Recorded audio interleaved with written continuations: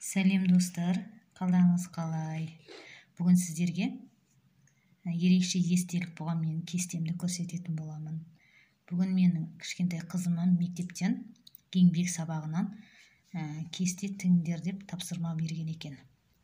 Сон менен сұрады, мамама ағаны кесте тігіп үйретесің ба деп.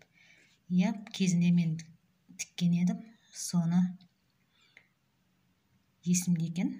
Осы сызбаны ұлым сызып берді, тюльпан гүлді қызыма.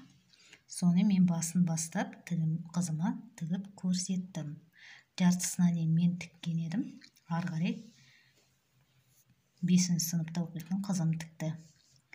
Ал енді сіздерге бағана естелік кесте деп айтқан едім, сол кестемді көрсететін боламын. Мен оқушы кезде дәл осы кестені тіккен едім. Өзі сондай үлкен матаға тігілген, қызық. Осы суретті салғанда менің кластасым бар еді, Асылан деген. Сол суретті керемет жақсы салатын еді.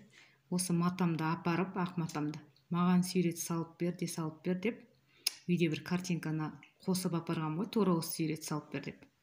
Сонда бір кішірек мата апарып, кішірек гүл салдырсам не болатын еді. Сонда тез бітірем деп ойлағам ғой. Үлкен апарып, үлкен картинка жасап берген ғой. Мынаны қараңыздаршы.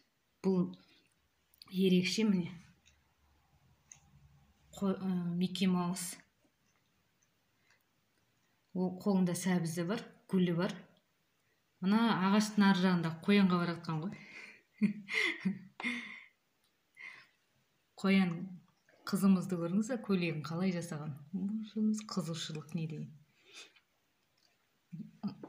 Мына юбкасына каждый несіне мен роза жасаған ғой.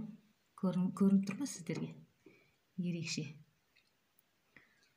Осы кестені мен почти бір 2 ай тіктім ба, 3 ай тіктім ба сондай. Осы ортадан негізі ағашы болмаған. Осы 2 кестені біткеннен кейін қоян мен Микки Маус ортасы үлкен ашылып қалды да, осы ағашты өзім сызған едім. Өзім сызып, өзім ары қарай жасаған едім. Жапырақтарын қараңыз. Кестенің ішін торлап тіккен едім.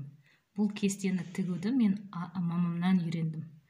Мамам маған кесте тігіп үйретіңізші деп, ерекше осы кестені тіккізіп үйреткен. Соны Микки Маусымыздың бұтында сымыны Adidas деп жазғанымды қараңыз. Сыртын былай әдемілеген түрімді қараңыз. Бұны тігіп біткенше мына матамшы кір болып кетті ғой да. Қай жылы, қай айда тіккенін жазып қойыппын. Қараңыздар. 18-і 5-ші ай 99-ші жылы тікілген екен. Осы үйіме барған кезде осы кестемді алып келген еді.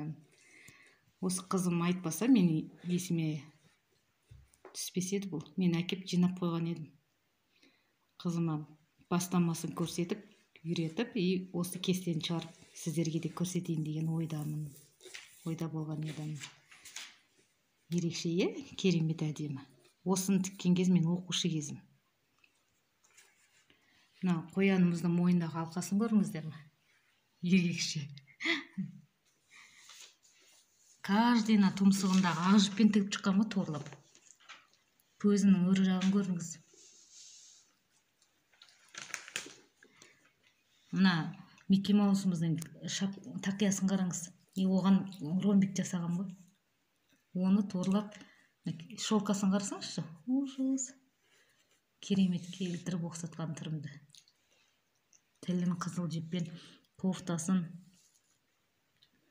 сымына жазу аяғын қараңыз. Мына ағашымызды мөлдіреп тұрған қызыл алмалары бар. Ерекше. Өзің қазір көріп таң қалып отырмын осын. Қалай ерінбей тіккенмін деп. Ал жақсы сау болыңыздар. Бала кезде тігінге деген құштарлығым ғой осының бәрі.